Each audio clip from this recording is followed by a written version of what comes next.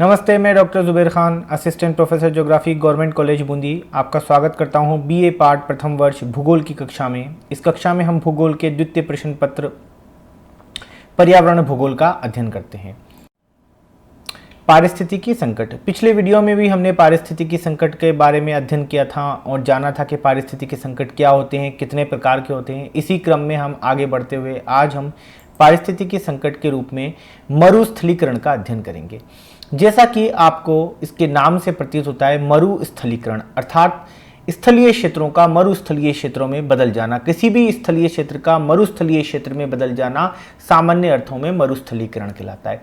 या इसकी परिभाषा यूं दी जाए कि किसी भी क्षेत्र की उपजाऊ भूमि का अनउपजाऊ भूमि में बदल जाना मरुस्थलीकरण कहलाता है। देखिए इसकी परिभाषा कैसे दी गई है।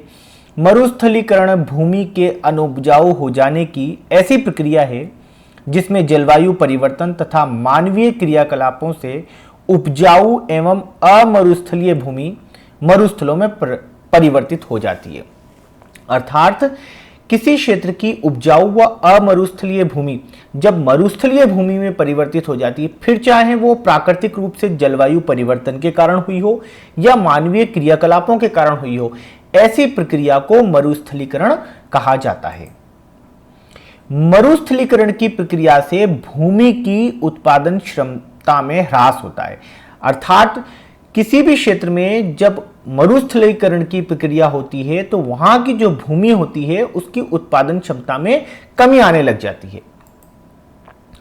पर्याप्त नमी के अभाव में इन क्षेत्रों में वनस्पति लगभग अनुपस्थित हो जाती है, क्योंकि मरुस्थलीकरण की प्रक्रिया किसी भी क्षेत्र में तब वास्तव में निकलकर सामने आती है जब उस क्षेत्र के अंदर खास तौर से वर्षा की अल्पता देखी जाती है। जब वर्षा की अल्पता होगी तो वहां पर नमी की मात्रा में कमी आएगी, और जब किसी क्षेत्र में नमी की मात्रा में कमी आती है तो वहां पर वनस्पति का अभाव होना शुरू हो जाता है।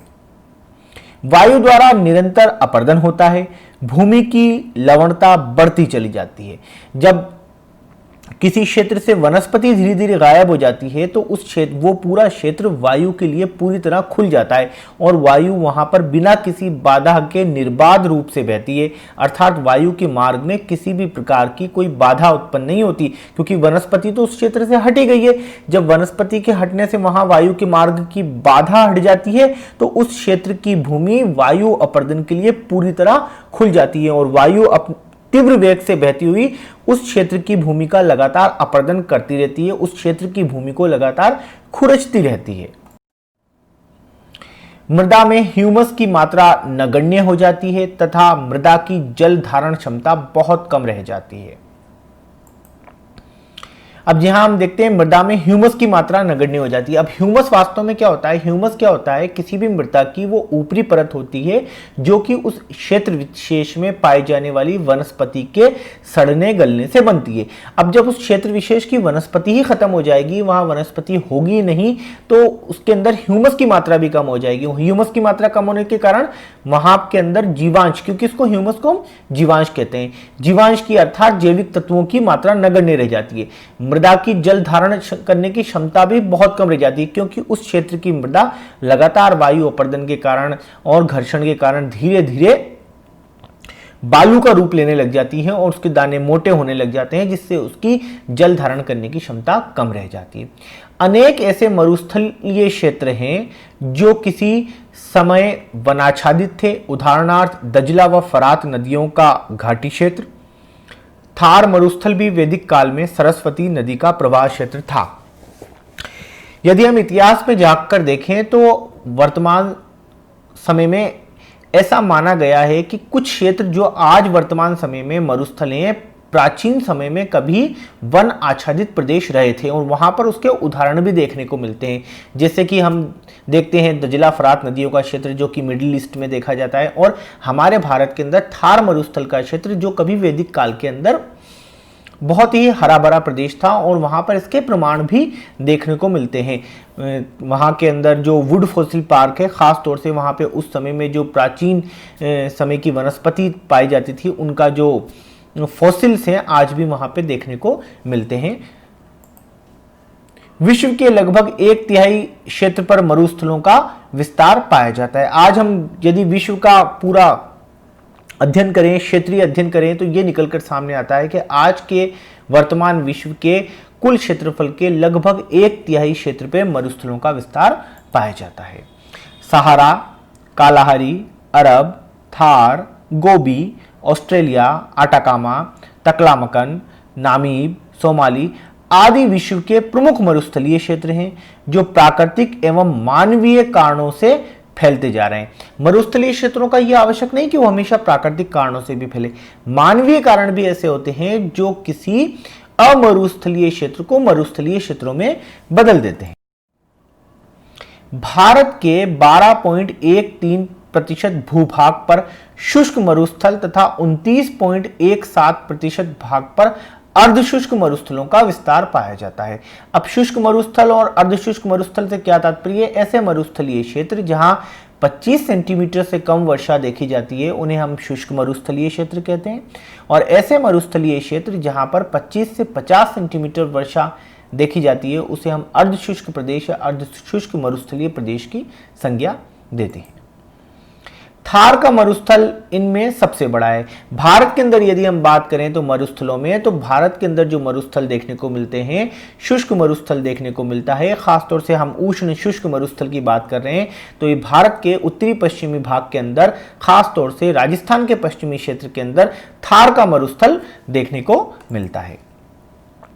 उड़ते रेतीले टीले, धूल भरी आंधियां, बहुत कम वर्षा, झुलसाने वाली गर्मी तथा वनस्पति का अभाव थार मरुस्थल पर्यावरण की विशेषताएं हैं।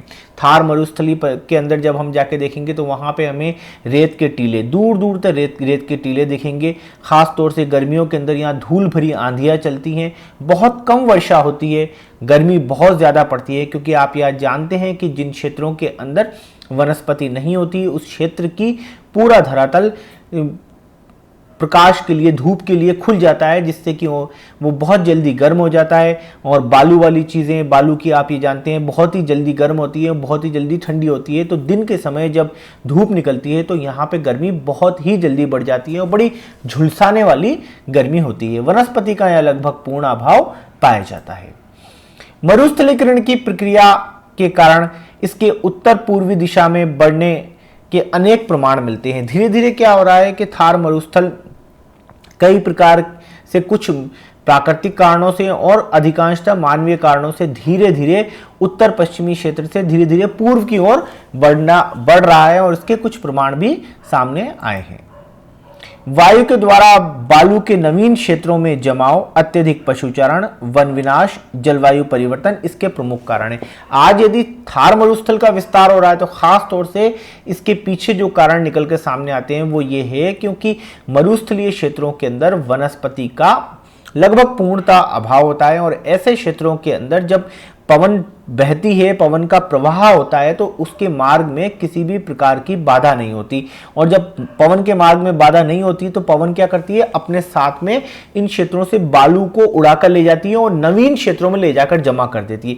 मान लीजिए कि पवन एक ऐसे क्षेत्र से जहां बालू का बहुत अधिक विस्तार है वहां से उड़ाकर लाई और ऐसे क्षेत्र में जमा कर दिया जहां पे लगभग थोड़ी बहुत वनस्पति है, जहां पर थोड़ा बहुत पानी है, नमी है, वहां पर लगातार बालू का जमा होने से क्या होगा, उस क्षेत्र की वनस्पति भी समाप्त होने लग जाएगी। धीरे धीरे वहां की नमी, पहले तो वहां का पानी और नमी समाप्त होगी, और पानी और नमी समाप्त होने के पश्चात उस क्षेत्र की वनस्पति भी धीरे धीरे समाप्त होने लग जाएगी, और ऐसे अमरुस्थलीय क्षेत्र धीरे धीरे मरुस्थलीय क्षेत्रों में बदलने लग जाते हैं।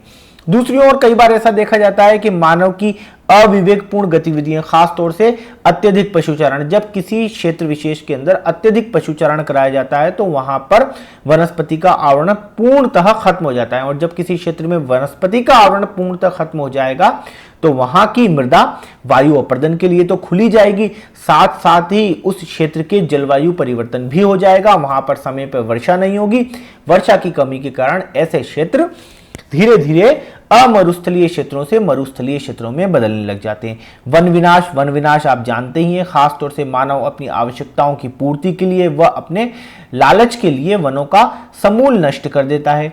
और जब वनों को नष्ट कर देते हैं तो वनों को नष्ट करने के कारण आपको पता ही है कई प्रकार की पर्यावरणीय समस्याएं, खासतौर से जलवायु परिवर्तन और वर्षा की अल्पता जैसी समस्याएं सामने आती हैं और ये सारी समस्याएं मिलकर मरुस्थलीकरण की प्रक्रिया को बढ़ावा। मरुस्थलीकरण संपूर्ण विश्व में पर्यावरण की प्रमुख समस्या है। आज यदि हम बात करें तो संपूर्ण विश्व के अंदर ये केवल भारत की समस्या नहीं है, बल्कि संपूर्ण विश्व के अंदर आज मरुस्थलीकरण एक बहुत बड़ी समस्या है, क्योंकि हर कोई देश, हर किसी देश में रहने वाला मानव संसाधन अपनी सुख संपदा और अपनी आवश्यकताओं की पूर्ति के लिए अविवेकपूर्ण ढंग से पर्यावरण का निर्ममता से शोषण करता चला जा रहा है। बजाय ये जाने की लंबे समय के अंदर इसके क्या परिणाम सामने आएंगे, इस वजह से जो कार्य उसने आज से 20, 30 और 50 साल पहले किए, उसके परिणाम स्वरूप आज इन क्षेत्रों में मरुस्थलीकरण की समस्या प्रमुख रूप से उभर कर सामने आ रही है। इसके लिए अनेक प्राकृतिक व मानवीय कारक उत्तरदायी हैं। कम वर्षा, भूमि एवं जल का खारापन, जलवायु परिवर्तन, वनों का विनाश, अनियंत्रित पशुचारण, खनन गतिविधियां, मृदा अपरदन, औद्योगिक प्रदूषण, आणविक परीक्षण आदि इनमें प्रमुख है। ये सभी कारक मिलके किसी भी क्षेत्र की अमरुस्थलीय भूमि को मरुस्थलीय भूमि में बदलने में अपना योगदान देते हैं। कई प्रकार के प्राकृतिक कारण, अब प्राकृतिक कारणों में हम बात करते हैं किसी भी क्षेत्र विशेष की जब जलवायु में परिवर्तन होता है तो वहां के धरातलीय स्वरूप में भी परिवर्तन देखने को मिलता है। अब वहां पे मान लीजिए कि वर्षा की मात्रा में कमी आती है, वर्षा की मात्रा में कमी आने से क्षेत्र विशेष की वनस्पति में कमी आएगी और वनस्पति में कमी आने के कारण वहां पर मरुस्थलीकरण की प्रक्रिया को बढ़ावा मिलेगा। संयुक्त राष्ट्र संघ की रिपोर्ट के अनुसार मानवीय कारणों से विश्व का 1,530,00,000 वर्ग किलोमीटर क्षेत्र मरुस्थल में परिवर्तित हो चुका है। यह संयुक्त राष्ट्र संघ की रिपोर्ट के अनुसार। इस प्रकार आपने आज के अध्याय के अंदर पारिस्थितिकी संकट के रूप में मरुस्थलीकरण की समस्या के बारे में पढ़ा और ये जाना कि वास्तव में मरुस्थलीकरण होता कैसे है और ये है क्या और इसके पीछे किस प्रकार के कारण जिम्मेदार है। इसी से संबंधित आप लोगों के असाइनमेंट के अंदर पहला सवाल है, मरुस्थलीकरण किसे कहते हैं या मरुस्थलीकरण क्या है। इस प्रश्न का उत्तर आपको अधिकतम 20 शब्दों के अंदर देना है कि वास्तव में मरुस्थलीकरण क्या है। खास तौर से मरुस्थलीकरण की आपको परिभाषा देनी है। दूसरा प्रश्न है, मरुस्थलीकरण पर आप एक लेख लिखिए। इस प्रश्न का उत्तर आपको अधिकतम 200 शब्दों में देना है और आपको मरुस्थलीकरण के ऊपर एक लेख लिखना है। खासतौर से जब आप एक लेख लिखते हैं तो उसके अंदर आप पहले तो उसकी परिभाषा के बारे में बताएंगे कि वास्तव में ये है क्या, फिर उसके पीछे उसके लिए उत्तरदायी कारक क्या क्या होते हैं, किन कारणों के कारण मरुस्थलीकरण वर्तमान समय में विश्व की एक प्रमुख समस्या बनकर उभर रहा है और क्या कारण है जो इस समस्या को धीरे धीरे और ज़्यादा विकट और बहुत ही विशालकाय बनाते जा रहे हैं समस्त विश्व के लिए। इसके बारे में आप लिखेंगे और इस प्रश्न का उत्तर आपको अधिकतम 200 शब्दों में देना है। धन्यवाद, आपने ये वीडियो अंत तक देखा। अगले वीडियो के साथ हम जल्द ही मिलेंगे।